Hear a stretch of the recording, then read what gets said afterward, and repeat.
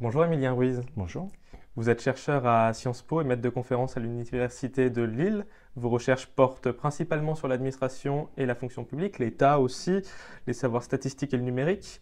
Vous avez écrit en 2021 un ouvrage remarqué intitulé Trop de fonctionnaires, une histoire d'une obsession française. Tout d'abord, d'où vient cet antifonctionnarisme français? Alors, l'antifonctionnarisme, en fait, ce que j'essaie de montrer dans le livre, c'est qu'il est consubstantiel à l'existence des fonctionnaires. Donc, en fait, on ne peut pas vraiment définir une origine de l'antifonctionnarisme. C'est à partir du moment où il y a eu trop de fonctionnaires. D'emblée, on a dit qu'ils étaient trop nombreux. Ce que j'essaie de montrer ensuite, c'est qu'en fait, il y en a beaucoup, on a toujours dit qu'ils étaient trop nombreux, mais jamais pour les mêmes raisons. C'est-à-dire que l'antifonctionnarisme, originellement, si on veut vraiment remonter à une date qui correspond à peu près au moment de l'apparition des fonctionnaires tels qu'on l'entend aujourd'hui, on peut remonter à la Révolution française. Et la dénonciation des fonctionnaires, à ce moment-là, c'est une dénonciation avant tout politique, de crainte de captation du pouvoir par la bureaucratie et donc par les fonctionnaires. Et dans quelle logique elle s'inscrit la volonté de réduire le nombre de fonctionnaires dont vous parlez dans votre livre? Est-ce que c'est purement français? Est-ce qu'il y a des origines françaises ou bien c'est un débat qu'on peut avoir ailleurs? Et finalement, vous dites que c'est consubstantiel à l'existence des fonctionnaires, mais est-ce qu'il y a quand même un fondement français là-dedans? Disons que quand on dénonce la fonction publique, on dénonce une fonction publique nationale, éventuellement locale, plus récemment, mais avant tout une fonction publique nationale. Donc effectivement, l'obsession est française pour ce qui concerne les fonctionnaires français. La France n'est pas pour autant une exception, c'est-à-dire que dans presque tous les pays auxquels j'ai pu m'intéresser de façon un peu ponctuelle, on a dénoncé à un moment ou à un autre le nombre des fonctionnaires. Ce qui est peut-être spécifique à la France, c'est que les dénonciations du nombre des fonctionnaires sont toujours une sorte de prétexte pour dénoncer autre chose. Et donc, le autre chose est toujours spécifique au pays dans lequel on est. Donc en France, par exemple, on a longtemps dénoncé le fonctionnarisme au XIXe siècle, par exemple, pour dénoncer le régime républicain. Donc on avait des monarchistes, des nostalgiques de l'Ancien Régime, qui dénonçaient le nombre des fonctionnaires. Donc on avait une argumentation qui pouvait paraître budgétaire, ils coûtent trop cher, ils sont trop nombreux, etc. Mais ce qu'on visait, c'était la mise en place, par exemple, des réformes sociales ou éducatives de la Troisième République. Et inversement, quand c'était des républicains, parce que les républicains aussi disaient qu'il y avait trop de fonctionnaires, ce qu'on disait, c'était que c'était l'héritage des régimes précédents. Le bonapartisme, la monarchie de Juillet, etc., auraient recruté trop d'agents. Et c'est là qu'on retrouve ce que je vous disais, c'est que c'est le fondement politique de la dénonciation du nombre des fonctionnaires qui, là, trouve certainement des spécificités nationales dans les cadres dans lesquels elle s'exprime, même si dans d'autres pays, on a pu aussi dénoncer le nombre des fonctionnaires, qui vise en fait à un moment donné à expliquer que l'État s'occupe de choses dont il ne devrait pas, etc. Et donc vous dites que même en France, il y a pu y avoir des justifications différentes sur la réduction du nombre de fonctionnaires. Comment vous expliquez que ça reste une constante malgré ces justifications différentes? Alors, il y a plusieurs possibilités. Il y a le côté un petit peu installation d'une sorte de tradition de dénonciation de la bureaucratie qui fait qu'on reprend des critiques sans en connaître forcément les origines. L'un des exemples frappants, c'est les blagues qu'on reprend en permanence sur la France est un pays fertile, vous y plantez des fonctionnaires, il y poussera des impôts, qu'on attribue ici à Coluche. Avant, on l'attribuait à Clémenceau. Encore avant, on l'attribuait aux frères Goncourt, sans savoir si ni les uns ni les autres ne l'ont vraiment créé, cette phrase. Donc il y a quand même cette idée de petite musique autour de la bureaucratie et du fonctionnarisme qui fait que, en fait, à partir du moment où on ne sait pas vraiment ce qu'on dénonce, tout le monde peut se l'approprier. Et en fait, si vous voulez un exemple, ça surprend parfois à la lecture du livre ou dans les échanges que j'ai pu avoir, mais on a eu en France, par exemple, une tradition socialiste et communiste de dénonciation du nombre des fonctionnaires. Donc ça surprend parfois en disant, quand on regarde à l'actualité aujourd'hui, qu'on est dans des positions qui sont assez opposées à cela, eh bien tout simplement, ce qu'on voulait dénoncer quand on était, par exemple, communiste au sortir de la Deuxième Guerre mondiale, en disant il faut absolument réduire les effectifs, il faut mettre en place une politique d'économie, eh bien en fait ce qu'on voulait dénoncer c'était le fait que Vichy avait recruté trop de fonctionnaires. Vichy est le régime qui a le premier régime qui a massivement embauché des agents de l'État et plus qu'en tout cas toutes les décennies précédentes. Et donc, au sortir de la guerre, il y a une question financière qui se pose, mais en fait, la question financière, elle est aussi politique, parce que si les communistes disent « oui, allons-y, faisons du spectaculaire », Jacques Duclos, qui était une grande figure du Parti communiste à ce moment-là, même après l'exclusion des communistes du gouvernement, Jacques Duclos, jusqu'en 47-48, appelle à du spectaculaire dans les réductions d'effectifs. Et en fait, s'il fait ça, c'est parce qu'il veut qu'on poursuive l'épuration en quelque sorte par d'autres moyens. On considère que l'épuration administrative n'a pas été assez loin. Et donc on dit, on va se saisir de ces politiques d'économie pour réduire les effectifs. Et en fait, pourquoi ça fonctionne? Parce qu'on fait appel à une sorte d'imaginaire national autour duquel les fonctionnaires ne serviraient à rien, seraient trop nombreux, etc. Et ça, c'est quelque chose qui semble fonctionner quasiment jusqu'à nos jours. Donc en fait, ce que vous expliquez, c'est que la volonté de lutter contre les déficits, etc., ça a au moins le même poids que toutes les revendications politiques symboliques. Donc, on pense à Sarkozy notamment, vous l'avez cité dans un de vos articles ou votre livre, où vous dites où vous montrez qu'il dit on va réduire le nombre de fonctionnaires, mais on va mieux les payer. Alors ça c'est pareil, c'est la reprise en fait d'une formulation qui remonte au moins au milieu du 19e siècle. Moi les premières occurrences que j'ai trouvées de s'ils sont mal payés c'est qu'ils sont trop nombreux, il faudrait en réduire le nombre pour augmenter les traitements, c'est au moins entre le milieu et la fin du 19e siècle on avait déjà ce type d'affirmation. Ce qui est intéressant si on remonte en arrière, c'est qu'on affirmait cela sans les compter, sans savoir véritablement combien ils étaient payés. Si ce n'est qu'on savait qu'ils étaient mal payés, parce que ça, on avait conscience du fait que les traitements des agents de l'État n'étaient pas suffisants pour un grand nombre d'entre eux pour qu'ils puissent vivre. Quelqu'un, par exemple, qui travaillait comme instituteur pouvait être en même temps secrétaire de mairie, parce que sinon, il ne pouvait pas vivre avec son salaire d'instituteur, etc. Et en fait, on ne les comptait pas, on ne savait pas combien ils étaient. Et simplement, on utilisait cette phrase parce que c'est une phrase qui fonctionne bien, ils sont trop nombreux, donc mal payés. Il se trouve que progressivement, on a commencé à les compter, on a commencé à mesurer, à observer qu'effectivement, ils étaient de plus en plus nombreux au fil du XXe siècle, qu'effectivement les salaires dans la fonction publique sont en moyenne plutôt inférieurs à ceux qu'ils sont dans le privé. Et donc la phrase continue de fonctionner. La grande différence avec Nicolas Sarkozy, c'est que lui, quand il met en œuvre la politique de réduction des effectifs, il promet une hausse des salaires. Ce qu'il a en partie fait, c'est-à-dire que si on regarde d'un point de vue presque individuel, puisqu'en fait c'est ça la grande logique de ces dernières décennies, c'est l'individualisation, c'est la perte du collectif sur tous ces aspects-là. Et donc en gros, on a bloqué le point d'indice depuis 2010. Donc en fait, en réalité, les salaires de base, les traitements de base sont bloqués depuis plus de 10 ans, excepté une petite augmentation sous Hollande. Et en même temps, on en a réduit le nombre. Alors on pourrait dire, en fait, ils n'ont jamais réduit les effectifs pour mieux les payer. Simplement, ce qu'a fait le quinquennat Sarkozy, c'est de dire on va mettre en place des primes au mérite, etc., qui permettront de dire on les a augmentés. En gros, en masse, c'est faux. En pratique, sur certaines catégories, sur certains agents, effectivement, il y a eu des hausses de salaire, mais sur la base d'heures supplémentaires défiscalisées, de primes au mérite individuelles, ce genre de choses-là. Et à l'inverse, avec la crise du coronavirus, il y a de nombreuses voix qui se sont élevées pour réclamer l'augmentation du nombre de fonctionnaires, à l'inverse, notamment dans les hôpitaux, etc. Qu'est-ce que cela révèle selon vous? Est-ce que là encore, il y a eu des étapes, vous parlez beaucoup de la volonté de réduire le nombre de fonctionnaires, mais est-ce que dans l'histoire, il y a eu des étapes clés, vous avez parlé de Vichy, mais pourquoi pas d'autres, où on a souhaité justement augmenter cette masse fonctionnariale? Alors, en fait, ce qui est intéressant dans les discours sur les fonctionnaires, c'est qu'on a d'un côté les discours sur la réduction des effectifs, qui en gros, sur la longue durée, sont quasi systématiquement englobants, généraux, vagues. Il faut réduire le nombre des fonctionnaires. Et on ne précise quasiment jamais où on veut réduire.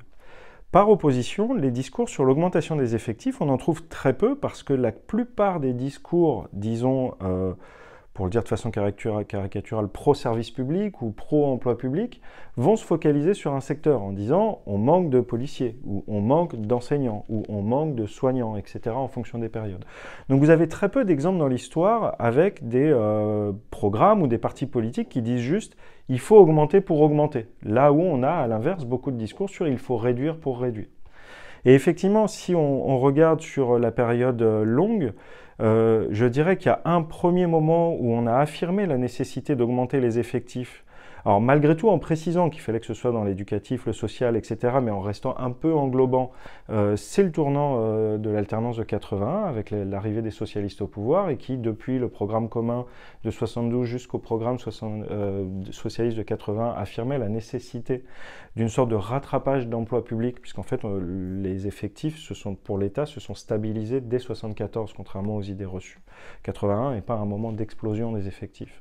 Donc on a eu ce moment-là, et puis j'aurais tendance à dire que le deuxième moment où on a dit il faut augmenter les effectifs en disant il nous faut par exemple 500 000 agents de plus, bah, c'est la dernière campagne présidentielle. Mais sinon on a très peu de discours de ce type-là qui assument il faut augmenter l'emploi public ou les effectifs publics. Quand on parle de réduire le nombre de fonctionnaires, de qui parle-t-on? Est-ce qu'on parle des fonctionnaires au guichet qui étaient évoqués par Vincent Dubois, par exemple, dans ses études sociologiques, ou bien est-ce plutôt les hauts fonctionnaires? Alors en fait, quand on dit qu'il faut réduire les effectifs, on ne dit jamais ce qu'on veut réduire justement, et c'est là tout le jeu. Et ça répond en quelque sorte à la question que vous posiez sur pourquoi ça a toujours fonctionné, pourquoi on a toujours dit ça. En fait, on n'a jamais précisé ce que l'on voulait réduire, parce qu'en fait, on joue depuis l'existence des fonctionnaires sur l'absence de définition réelle de ce que serait un fonctionnaire. Si vous voulez, aujourd'hui, si on veut discuter concrètement ensemble et qu'on se dit, bon, on va parler de façon la plus précise possible, on va dire un fonctionnaire, c'est un agent titulaire qui a donc le statut de l'une des trois fonctions publiques ou l'un des trois versants de la fonction publique, État, territorial, hospitalier. Quand on dit il faut réduire les fonctionnaires, la plupart du temps, les acteurs qui se saisissent de ce discours, ou les médias qui les relaient ou qui les analysent, jouent sur la confusion entre emploi public et fonctionnaires. Donc en gros, on dit il faut réduire les fonctionnaires. Alors en fonction des périodes, ce qu'on veut dire, c'est qu'il y a trop d'emplois publics, on veut réduire les dépenses de l'État, et à d'autres moments, en fait, ce qu'on va viser, c'est ceux qui ont le statut, parce que ce qui dérange, c'est le statut de la fonction publique, qui peut être considéré parfois par certains comme surprotecteur, donnant trop de garanties, ce genre de choses-là. Et en réalité, on ne prend jamais le temps de dire exactement ce qu'on veut réduire. Si vous prenez l'exemple le plus récent, avec la campagne présidentielle qui vient de passer, de 2022, on a eu des discours, on peut même reprendre 2017 et 2022. On a eu des discours, effectivement, vous parliez des fonctionnaires au guichet, on a eu des fonctionnaires qui pouvaient faire penser à ça, des discours qui pouvaient faire penser à ça, c'est les discours sur il y a trop de fonctionnaires de circulaire et pas assez sur le terrain. Ça, c'était ce que disait Emmanuel Macron dans la campagne 2016-2017. Et on retrouve quelque chose de très similaire avec la campagne de Valérie Pécresse qui nous disait il y a trop de fonctionnaires administratifs, il y a trop de fonctionnaires dans l'administration administrante et pas assez sur le terrain. Ces discours-là, ils sont eux-mêmes encore trop englobants. Parce qu'en fait, qu'est-ce que ça veut dire l'administration administrante? Qu'est-ce que ça veut dire les fonctionnaires des circulaires? En fait, ce qu'on veut dire, c'est qu'il y a des fonctionnaires inutiles et des fonctionnaires utiles. La question étant de savoir comment on définit l'inutilité d'un agent, étant entendu par exemple que l'administration administrante, je ne sais pas, l'éducation nationale par exemple, ça va être les agents qui vont s'occuper de la rémunération des profs.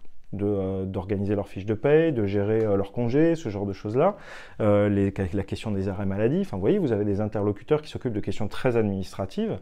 Est-ce qu'ils sont utiles ou inutiles? En réalité, si on rentre dans le détail, très rapidement, la distinction va perdre de sa valeur et va plus fonctionner d'un point de vue électoral.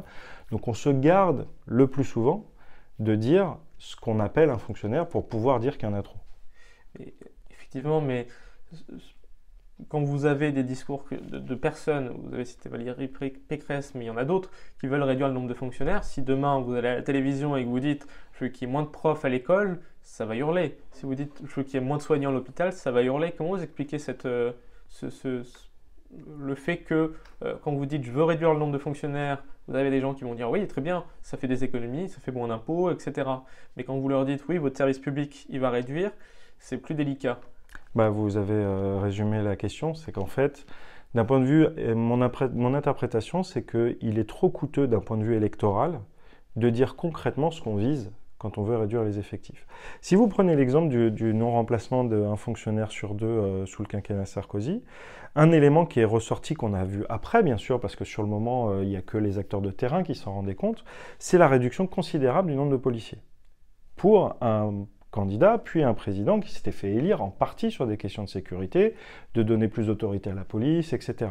On se souvient des communiqués, notamment d'Éric Piolle, qui répondait au gouvernement sur les questions de sécurité en disant le quinquennat Sarkozy a considérablement réduit le nombre de policiers à Grenoble, Tout à fait. par exemple.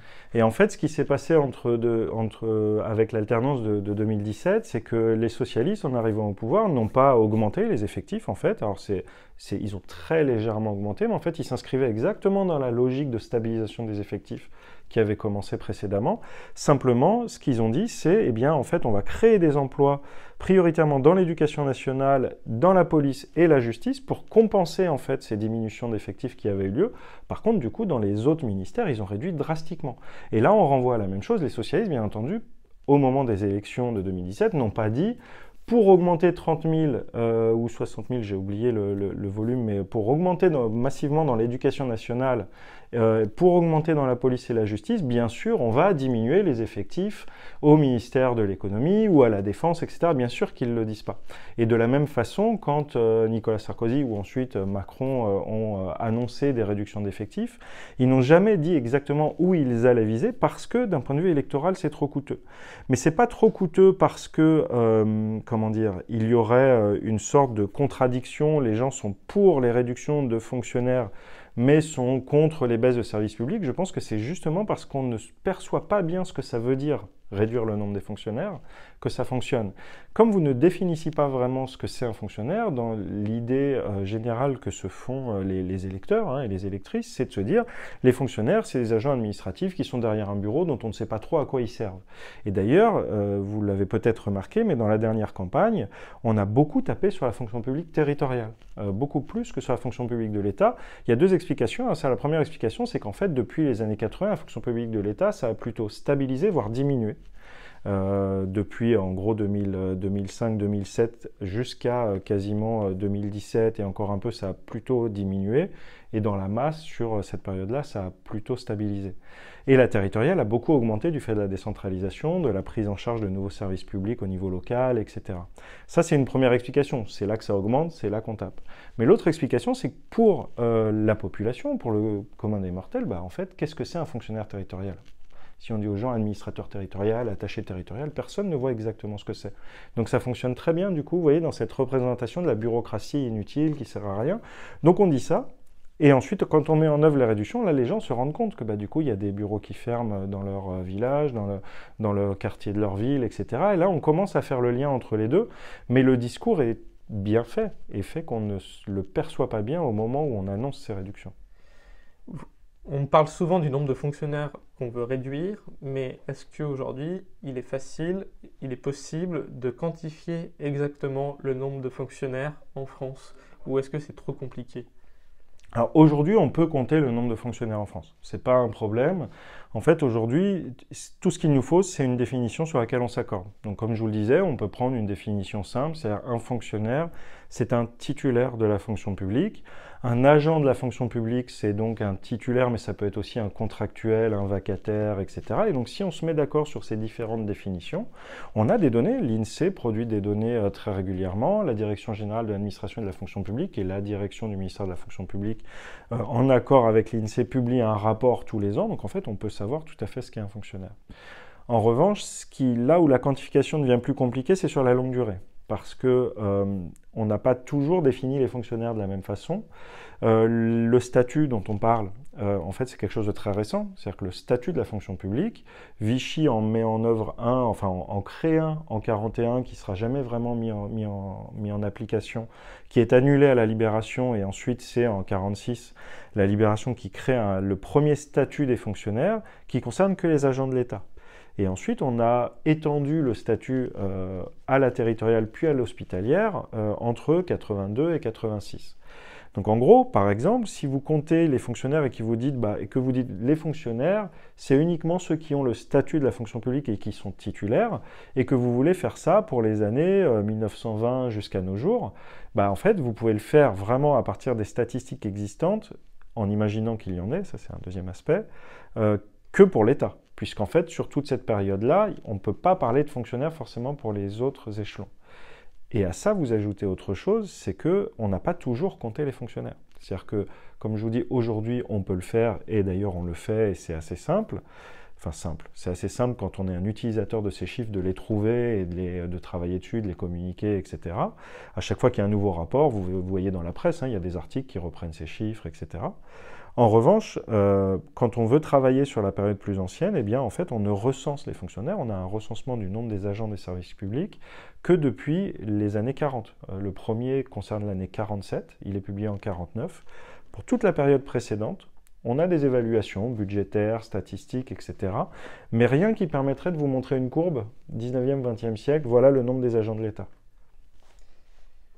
Et donc là, on a parlé des fonctionnaires dont les politiques voulaient réduire le nombre. Quels sont les types de fonctionnaires qui sont le plus protégés de ces réductions de masse fonctionnariale?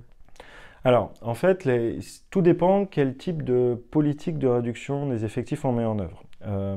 En gros, aujourd'hui, quand on est titulaire, un agent titulaire de la fonction publique, on ne peut pas perdre son emploi uniquement parce qu'un gouvernement a décidé de réduire les effectifs. Donc là, on a en fait tout simplement une garantie de carrière qui fait qu'on est titulaire de son grade mais pas de son emploi. Donc un gouvernement peut dire par exemple l'évolution de la société est telle, la situation, on dit souvent par exemple les évolutions informatiques, ce genre de choses-là font qu'on n'a pas forcément besoin d'agents à tel endroit. Ben en fait tout simplement on supprime l'emploi et l'agent qui reste titulaire de son grade, eh bien on le met ailleurs. Donc ça veut dire que si on veut réduire, eh bien on fait ce qu'a fait le gouvernement sous Nicolas Sarkozy, on ne remplace pas les départs en retraite. Donc en gros, on attend que les agents partent à la retraite. Et d'ailleurs, s'ils ont mis en œuvre cette politique-là, c'est parce qu'ils avaient observé qu'il y avait une sorte de fenêtre d'opportunité. Il y avait beaucoup de départs en retraite prévus. Et donc c'était l'occasion. En revanche, si vous êtes contractuel, là, vous êtes beaucoup moins protégé puisque vous avez un contrat d'1 an, 3 ans, ce genre de choses-là. Et donc là, quand on décide de mettre en œuvre une politique de réduction d'effectifs, eh bien tout simplement, il suffit de mettre fin au contrat. Donc on ne dit pas à quelqu'un qui est contractuel pour 1 an, ça fait 6 mois, on arrête, il y a une politique de réduction d'effectifs, mais on sait qu'au bout d'1 an, on ne le reprendra pas. Ça, c'est pour la période récente. Pour les périodes passées, on a mis en œuvre plein d'autres choses. On a licencié des agents.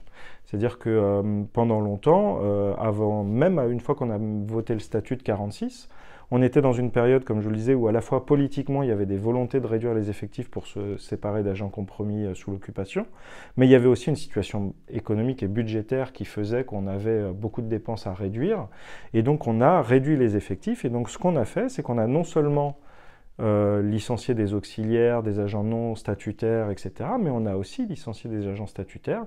On a tout simplement fait ce qu'on appelle une loi de dégagement des cadres. Donc en gros, on a fait voter par le Parlement une loi qui permettait de se séparer d'agents titulaires. Donc on voit que c'est possible, ça avait été fait à cette époque-là. Et est-ce que le numérique peut remplacer un certain nombre de fonctionnaires? Est-ce que c'est une dynamique actuelle? Alors en tout cas, c'est ce que tentent de faire les gouvernements depuis pas mal d'années. Ce que les travaux de sociologie ont bien montré ces dernières années, ce que les alertes du Défenseur des droits, je ne sais pas si vous avez vu ça, mais le Défenseur des droits a fait plusieurs rapports depuis l'année dernière sur ces questions-là, c'est que la dématérialisation a certes permis de faire des économies d'emploi, mais ça crée un autre problème, c'est que tout de suite, ça crée un problème d'inégalité d'accès aux services publics, puisque bien sûr, tout le monde n'a pas accès à Internet. On oublie parfois ça, hein, parce qu'on est dans une société qui est de plus en plus numérique, etc. Mais la dernière fois que j'avais regardé pour un cours ici, je crois que le pourcentage d'utilisateurs et d'utilisatrices d'Internet en France, c'est 84 ou 85%. Ça fait quand même 15% de la population qui ne l'utilise pas, qui n'y a pas accès. Donc ça vous donne une idée. Puis ensuite, il y a tous les problèmes de maîtrise des outils, même quand on y a accès. Et donc ce qu'on voit bien, c'est que la numérisation permet de réduire les effectifs en ayant le même niveau de service public. La plupart des enquêtes récentes montrent que c'est faux. Le livre notamment de Claire Lemercier, Willy Pelletier et Julie Gervais, qui s'appelle « La valeur du service public », insiste beaucoup là-dessus, montre bien que la dématérialisation, c'est vraiment une rupture d'égalité. Alors ça ne veut pas dire qu'en soi c'est une rupture d'égalité, c'est la façon dont on l'a mis en œuvre qui a constitué des ruptures d'égalité. On a une vraie question autour de ces enjeux-là, c'est-à-dire que, pour vous donner un simple exemple, hein, la dématérialisation de la déclaration d'impôt, c'est très simple pour quelqu'un qui est très acclimaté à l'usage d'un ordinateur, etc. Pour quelqu'un qui n'arrive pas à accéder à la plateforme, il faut donc prendre rendez-vous dans un bureau, et à partir du moment où on a estimé qu'on pouvait réduire les effectifs, c'est des temps d'attente plus longs, c'est éventuellement devoir se déplacer plus loin, etc. Et quid des fonctionnaires européens? Est-ce qu'il y a des dynamiques similaires à celles qu'on observe pour les fonctionnaires français? Est-ce qu'il y a le mot est fort, mais une haine anti-fonctionnaires européens ou pas? Alors, ce qu'on retrouve sur l'Union européenne, c'est le même type de discours qu'on peut retrouver pour la France, disons, anti-bureaucratique. On fantasme en fait un nombre d'agents parce qu'on n'en connaît pas vraiment le nombre. D'ailleurs, si vous cherchez exactement combien il y a d'agents européens, vous trouverez difficilement les chiffres si vous voulez faire une évolution de longue durée. Pas parce qu'on le cache, mais encore une fois parce que c'est toujours compliqué d'arriver à identifier ce que l'on veut compter, de le mettre en place, etc. Il y a un chercheur en sciences politiques qui s'appelle Didier Georgakakis, qui a travaillé un peu cette question. Alors, il a écrit un livre sur l'histoire des fonctionnaires européens et un article un peu plus récemment dans Histoire et Mesure qui essaye de voir comment on quantifie ça. Et en fait, ce qui montre, c'est que, un petit peu comme dans le cas français, on a toujours dit qu'ils étaient trop nombreux sans forcément savoir combien ils étaient nombreux. En réalité, le nombre des fonctionnaires européens, c'est pas grand-chose. Parce qu'en fait, beaucoup des agents européens ne sont pas fonctionnaires, ne sont pas titulaires. On est contractuel pendant beaucoup plus longtemps au niveau de l'Union européenne que dans un pays comme la France, par exemple. Et en plus, finalement, c'est pas tant d'agents que ça. On a vu récemment, juste avant la campagne, enfin juste avant l'élection présidentielle, la polémique autour des commandes de rapports et de conseils à McKinsey. Comment l'inclure ce nouveau phénomène, les cabinets de conseil qui conseillent l'État, dans l'action publique et le regard que l'on porte à la haute fonction publique? Est-ce qu'il y a un changement de façon de faire? Alors ça dépend quelle période on prend, parce qu'en fait on a découvert lié à un certain nombre de scandales là récemment qui sont quand même liés aussi à des problèmes de pantouflage, rétro-pantouflage, d'accointance politique, etc., qui font qu'on en a beaucoup parlé, mais en fait finalement le conseil privé, notamment en termes de réforme de l'État, de réduction d'effectifs, etc., ne date pas du tout du quinquennat Macron, en fait il date du quinquennat Sarkozy. C'est-à-dire qu'en France, on a pendant longtemps été au niveau de l'État, non pas complètement imperméable, mais disons assez peu touché par le recours massif au cabinet de conseil qu'on trouve dans beaucoup de pays occidentaux, aux États-Unis notamment. Il y a un politiste canadien qui s'appelle Denis Saint-Martin qui avait fait un livre là-dessus au début des années 2000 et il est d'autant plus intéressant aujourd'hui de le lire qu'il faisait une comparaison justement entre plusieurs pays et en fait il analysait la situation de la France en disant la France est un cas spécifique. C'est l'un des seuls cas où les cabinets de conseil en stratégie et en organisation ont du mal à s'implanter au niveau de l'État pour proposer des réformes, tout simplement parce qu'en France, il y a des grands corps, techniques, des grands corps, donc des hauts fonctionnaires, qui considèrent que c'est eux qui ont le pouvoir et le savoir. Et donc il a écrit un article qui a été traduit en français où il disait c'est en gros l'énarchie contre la consultocratie, pour le dire vite. Ça a changé avec le quinquennat Sarkozy, puisque la RGPP, la Révision Générale des Politiques Publiques, qui était la grande mesure pour accompagner les réductions d'effectifs et surtout les économies budgétaires, a été mise en œuvre par des équipes où on avait en partie des hauts fonctionnaires, mais aussi beaucoup de consultants de tous ces grands cabinets de conseil qui sont sur la place parisienne.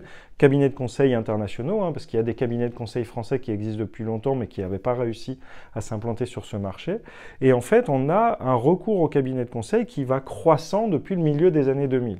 Et en fait, ce qui a explosé en quelque sorte avec l'affaire, entre guillemets, McKinsey, c'est que ça a pris une ampleur vraiment massive ces dernières années, mais le phénomène n'est pas si ancien que ça. Enfin, pas si nouveau que ça, pardon. Et en revanche, il remonte à plus loin si on prend la territoriale. Les fonctionnaires, les agents territoriaux, la fonction publique territoriale avait recours au cabinet de conseil dès les années 80 parce que tout d'un coup, les collectivités territoriales se sont retrouvées à devoir gérer des choses qu'elles n'avaient jamais gérées avec la décentralisation et là, elles ont eu besoin d'aide. Et donc, on avait un marché qui existait déjà et qui a certainement eu aussi des dérives, ça arrive dans toute situation de ce type-là, mais on voit bien qu'on pouvait recourir à des cabinets de conseil sans forcément atteindre les niveaux qu'on a pu observer ici qui pose un problème non pas dans le principe du recours au conseil extérieur et aux prestations intellectuelles achetées par l'État. Le problème, c'est surtout le problème de décalage entre ce qui est demandé et ce que ça coûte. Vous avez certainement vu que l'une des grandes questions, par exemple, c'est comment est-il possible d'avoir dépensé plus de 500 000 euros pour un rapport sur l'éducation nationale que personne n'arrive à consulter et pour lesquels les compétences internes existaient, par exemple. Mais cette logique de j'allais dire consulter, d'avoir recours à ces cabinets de conseil, finalement, ça s'inscrit peut-être dans le New Public Management aussi. Alors ça s'inscrit en partie dans cette logique-là. Moi j'aurais plus tendance à dire que ça s'inscrit dans une fascination pour le privé. C'est-à-dire qu'on est dans une logique où finalement, il y a deux logiques. Il y a cette fascination pour le privé qu'on peut associer au New Public Management, c'est-à-dire l'idée que le privé fonctionne mieux, le privé sait mieux, et donc il faut appliquer un certain nombre de méthodes que les agents publics ne connaissent pas ou ne veulent pas, etc. Et donc du coup, on va faire appel à ces cabinets de conseil en stratégie et en organisation. Ça, c'est une première possibilité et c'est certainement une des explications. Il y a une autre explication qui est la méfiance vis-à-vis des fonctionnaires par le pouvoir politique. C'est-à-dire que finalement, et ça, on a des sociologues ont travaillé sur la RGPP, on a 2 numéros des actes de la recherche en sciences sociales qui s'appellent le Conseil de l'État. Et il y a plusieurs articles là-dessus sur le recours aux consultants pour la RGPP.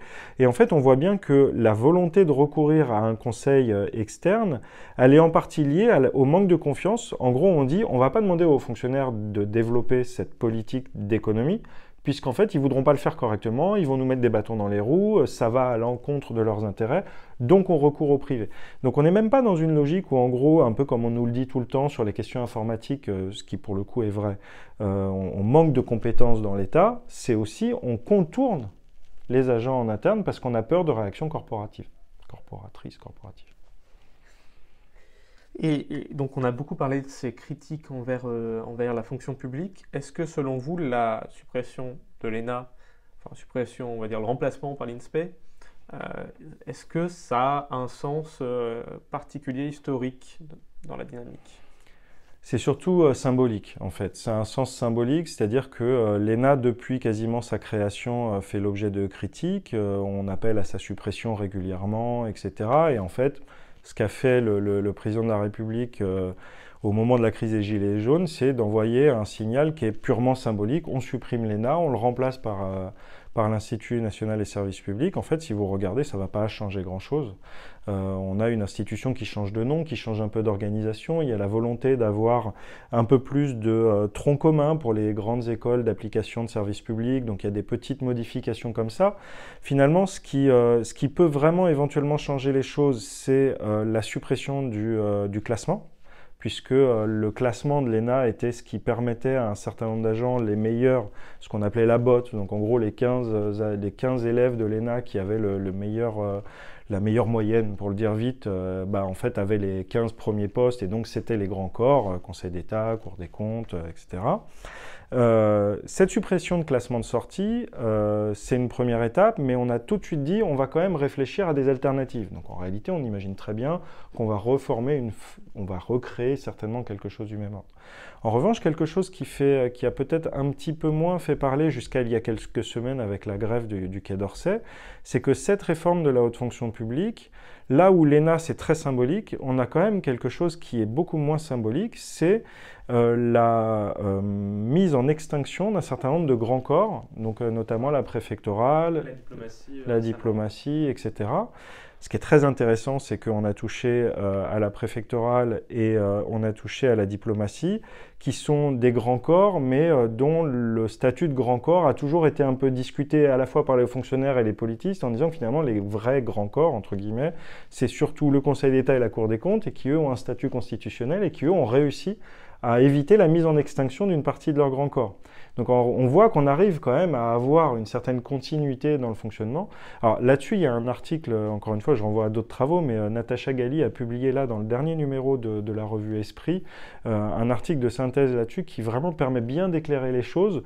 En gros, cette suppression, entre guillemets, des grands corps, potentiellement peut vraiment changer des choses au niveau de la haute fonction publique, mais on voit bien que les capacités de résistance des agents sont telles qu'il n'est pas du tout certain en réalité qu'à la fin cette réforme change vraiment la donne. Et est-ce que cette volonté de créer une haute fonction d'État accessible de manière méritocratique par l'ENA, parce que c'était à peu près ce qui était vendu à l'époque, est-ce que c'est un échec? Est-ce qu'on est encore dans cette idée que la haute fonction publique c'est réservé aux élites, voilà?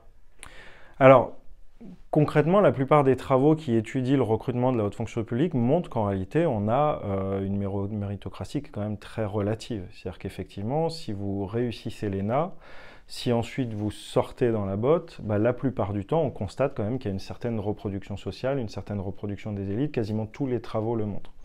Est-ce que pour autant l'échec, on peut parler d'un véritable échec? Ça dépend à quoi on compare. Est-ce qu'on compare le recrutement de la haute fonction publique aujourd'hui par rapport uniquement à ce qu'a fait l'ENA depuis les années 50 ou est-ce qu'on le compare par rapport à la façon dont les grands corps recrutaient leurs membres au XIXe siècle? On a quand même eu toute une période avant la mise en œuvre des concours où on pouvait recruter plus facilement par népotisme, il valait mieux être fils de diplomate pour devenir diplomate, ce genre de choses-là. Le concours, malgré tout, a cet effet, disons, positif, si l'objectif c'est d'élargir un petit peu, que d'ouvrir un petit peu, malgré tout, le recrutement. Après, si on veut parler de réelle démocratisation du recrutement de la haute fonction publique, oui, on est face à un échec. Alors un échec qui régulièrement fait l'objet de nouvelles politiques. Vous avez là la mise en place des prépas talents, etc., qui visent à essayer de malgré tout aider un peu plus de personnes qui sont de milieux qui habituellement n'accèdent pas à ces concours, d'essayer de les aider à y accéder, etc. Mais on voit que c'est quasiment toujours à la marge. Et les grandes écoles pour former nos élites françaises ainsi que les concours, est-ce que c'est une spécificité française? Ah oui, les grandes écoles, le dualisme université-grandes écoles, c'est une vraie spécificité française. C'est-à-dire que dans d'autres pays, c'est plutôt l'université, par exemple, qui est le point d'entrée privilégié pour devenir haut fonctionnaire. Ça, pareil, je vous renvoie encore aux travaux de Natacha Gali. Elle a étudié ce qu'elle appelle le marché des hauts fonctionnaires, où elle étudie la façon dont on a recruté, dont on recrute et on forme les hauts fonctionnaires en France et au Royaume-Uni. Et au Royaume-Uni, il faut passer par l'université, en réalité. Ça ne veut pas dire pour autant que dans les pays où le fonctionnement ne passe pas par les grandes écoles, il y aurait moins de reproduction sociale et plus de démocratisation du recrutement, parce qu'en réalité, ce que la plupart des chercheurs qui ont travaillé sur les filières de recrutement des élites administratives constatent, c'est qu'on a toujours le même type de principe de sélection sociale, quel que soit le mode de recrutement, même quand il n'y a pas de grandes écoles, pour le dire autrement, on a quand même des modes de recrutement qui relèvent de la reproduction des élites. J'ai une dernière question qui est un peu plus personnelle. Vous êtes chercheur à Sciences Po, maître de conférence à l'Université de Lille, on l'a déjà dit. Vous avez publié un livre remarqué sur les volontés de réduire le nombre de fonctionnaires. Où vous voyez-vous dans 10 ans? Alors en fait, je suis maître de conférence à Lille, détaché à Sciences Po. Là, je suis vraiment qu'à Sciences Po en fait depuis 2018. Bah, dans 10 ans, je me vois soit prof à Sciences Po toujours, soit de retour à l'Université de Lille en fonction de l'évolution de mon travail. Je pense que la grande différence entre maintenant et dans 10 ans, c'est qu'entre-temps, j'aurai passé mon habilitation à diriger des recherches et que j'espère que j'aurai des thésards et des thésardes à former et à accompagner dans la découverte de ce métier. Des ouvrages à paraître? Là, j'ai celui-là qui vient de paraître, ça a été déjà pas mal de travail. Donc là, tout de suite, non, si, il y a un livre, on prépare un livre avec une collègue qui s'appelle Clarisse Bardiot et une autre collègue qui s'appelle Esther Dehoux, qui sont, pour l'une spécialiste d'histoire du théâtre, pour l'autre médiéviste, sur les corpus et les archives à l'ère numérique. C'est un autre aspect de mes recherches, qui est plus un livre collectif, qui est en cours de finalisation, qui devrait paraître dans les mois à venir. Et sur les questions qui nous occupent là, oui, j'espère, j'ai quelques projets, j'espère arriver à faire des livres, mais c'est une fois que j'aurai avancé dans mes nouvelles recherches. Et on vous le souhaite. Merci beaucoup, Émilien Ruiz. Merci beaucoup.